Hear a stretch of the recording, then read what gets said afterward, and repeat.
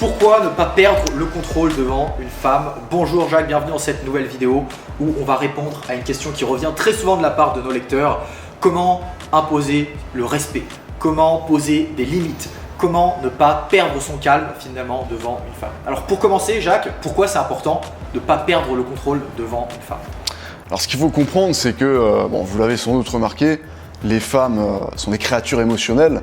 Alors les hommes aussi, nos actions dépendent beaucoup de nos émotions, mais les femmes, c'est poussé à un extrême.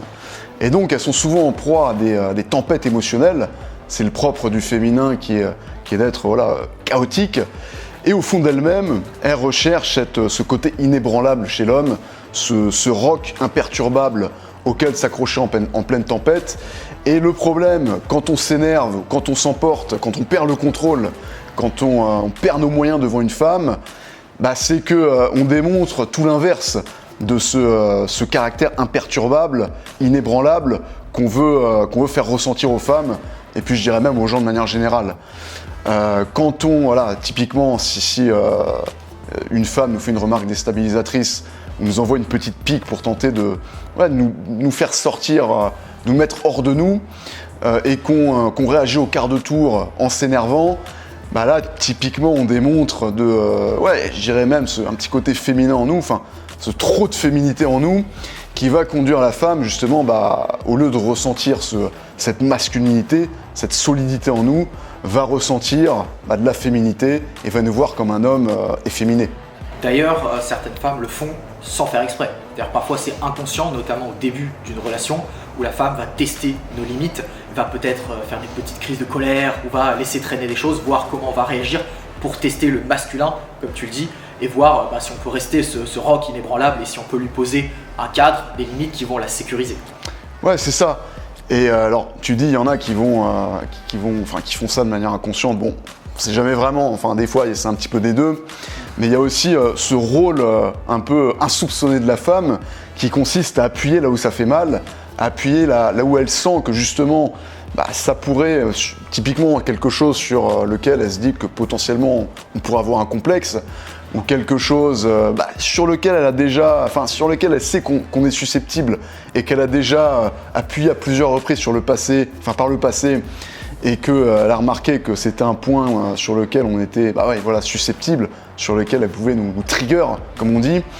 Et justement, son rôle, c'est de nous faire prendre conscience de ses faiblesses, de nos faiblesses, de nos points faibles, et nos points faibles qui sont justement les points sur lesquels on est susceptible, on se sent un petit peu en insécurité entre guillemets, et d'apporter notre attention sur ces points-là pour justement nous permettre de travailler sur ces points, donc soit de gagner en assurance, en confiance en nous sur des défauts, ce qu'on pourrait percevoir comme étant des défauts mais qui n'en sont pas réellement, ou pour de vrais défauts, apporter notre attention sur ces défauts en question et nous forcer à prendre conscience qu'il faut travailler dessus.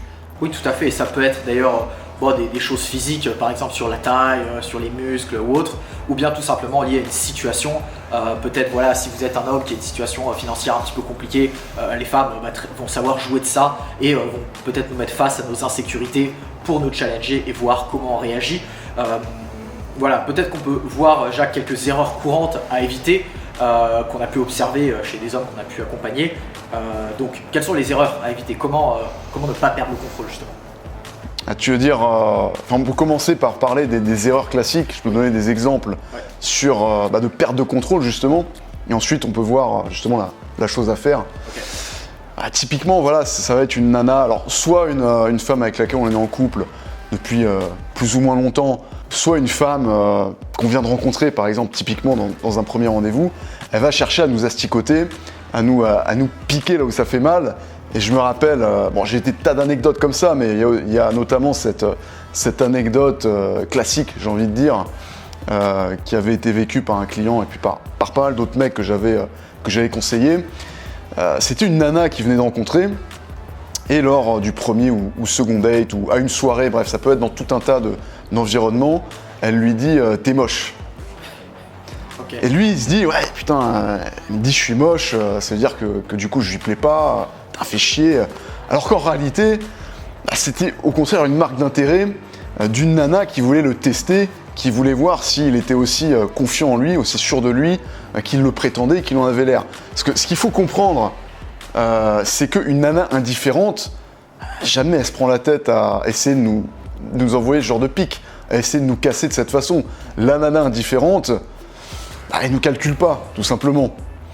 Donc quand une nana essaie de nous faire du mal, de nous piquer, là où elle sent que voilà, on pourrait avoir un petit complexe ou un point qu'elle perçoit comme étant potentiellement un point faible, c'est bon signe. Ça montre qu'elle essaie d'attirer notre attention, qu'elle essaie de provoquer une réaction, et ça c'est la marque d'une femme qui est intéressée, ou en tout cas qui se questionne sur l'intérêt qu'elle ressent pour nous. Tout à fait, et selon la réaction que l'homme va avoir, elle va adapter évidemment son attitude et sa communication suite à ça. Donc pour reprendre cet exemple que tu donnais, si le gars commence à s'emporter et à partir dans son coin et qu'il sent que son estime de lui est diminuée, forcément la nana va avoir moins d'intérêt pour lui. Exactement, ça va. Des fois ça peut casser une rencontre, ça peut casser un coup, ça peut même casser un couple, surtout si ça se produit à répétition. Le mec se montre affecté, il perd le contrôle, il se décompose, il perd ses moyens, il passe donc pour un fragile, pour un homme efféminé, pour un homme qui n'a pas l'ascendant émotionnel, mais qui au contraire laisse cet ascendant émotionnel à la nana. Elle se sent en position de force et du coup elle perd elle ne le voit plus comme un homme, comme l'homme dominant de la situation, comme l'homme inébranlable qu'elle recherche, mais comme un homme faible, un homme fragile et j'ai même envie de dire un homme soumis en un sens. Ok, très bien. Et du coup, alors comment réagir pour ne pas perdre le contrôle? Est-ce qu'il y a plusieurs options? Est-ce qu'il y a une attitude à adopter en cas de doute? Qu'est-ce que toi tu recommandes à tes clients? En fait, c'est beaucoup plus simple que ce qu'on pense. C'est souvent les mecs qui vont chercher à améliorer leur répartie, à trouver la meilleure vanne, à envoyer en réponse. En fait, le plus simple, c'est juste de ne pas réagir. Alors soit ignorer complètement, faire comme si on n'avait pas entendu, soit tout bêtement approuver en disant typiquement pour reprendre l'exemple du mec de la vanne, t'es moche, à dire effectivement je suis pas j'essaie de le formuler correctement. Non mais oui, là, tu montres qu'avec de l'humour ça peut aussi désarmer le truc. Oui, avec de l'autodérision. Voilà, de l'autodérision ou un peu d'ironie, on montre quand même qu'on a confiance en nous et on va de l'avant dans la conversation. Ouais, mais typiquement, juste si on n'a pas d'idée, ça peut être. Effectivement. Puis ensuite, Okay. Ouais, ça doit être ça. Et puis on passe à autre chose sur la conversation.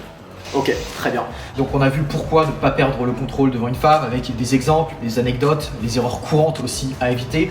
Quelle est l'attitude à adopter lorsqu'une femme essaie de tester nos limites? Est-ce que tu as un mot de la fin? Comme je l'ai dit, rester imperturbable, rester inébranlable, même au niveau de l'expression, que ce soit au niveau de l'expression faciale ou de ce qu'on va dire, pas commencer à avoir nos micro-expressions, de faire des sursauts comme ça du visage, vraiment essayer d'avoir la poker face, de rester impassible. Et il faut vous dire aussi que plus vous incarnerez ce modèle d'homme inébranlable, imperturbable, notamment lorsqu'elle essaiera de vous tester, plus elle sera attirée par vous, parce que plus elle ressentira votre masculinité, mais aussi plus elle vous fera confiance en tant qu'homme. En tant qu'homme dans le sens où elle vous percevra comme un homme qu'on ne peut pas déstabiliser, comme un homme solide, comme un homme fiable, comme le partenaire idéal sur lequel elle peut compter et auquel elle peut s'accrocher en cas de tempête. Tandis qu'à l'inverse, si vous perdez vos moyens une fois ou à répétition, elle va vous faire de moins en moins confiance parce qu'elle vous verra comme étant de moins en moins solide, de moins en moins masculin. Elle cessera de vous voir comme cet homme solide, inébranlable qu'elle recherche en premier lieu. Elle vous verra comme un homme que vu qu'elle peut le déstabiliser facilement, si elle peut le déstabiliser aussi facilement, les autres, les hommes typiquement, ou des situations de manière générale vraiment problématiques, pourront le briser et puis il ne pourra pas gérer ces situations comme un homme. Et donc c'est un impact négatif pour la confiance qu'elle va avoir en vous en tant que partenaire masculin. Très bien Jacques, et où est-ce qu'on peut te retrouver pour la suite? Alors pour la suite, évidemment il y a YouTube où on va publier de nouvelles vidéos très prochainement.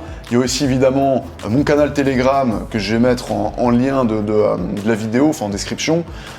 Instagram, il y a aussi évidemment le blog, la newsletter. On met tout ça en description de la vidéo. Allez vous inscrire si ce n'est pas déjà fait, allez me suivre sur les autres réseaux sociaux. J'y publie des contenus que je ne publie pas sur YouTube et parfois des contenus un petit peu plus piquants, un petit peu plus croustillants. Donc allez vous abonner tout de suite et puis on va se retrouver très prochainement sur YouTube et puis dans les autres réseaux.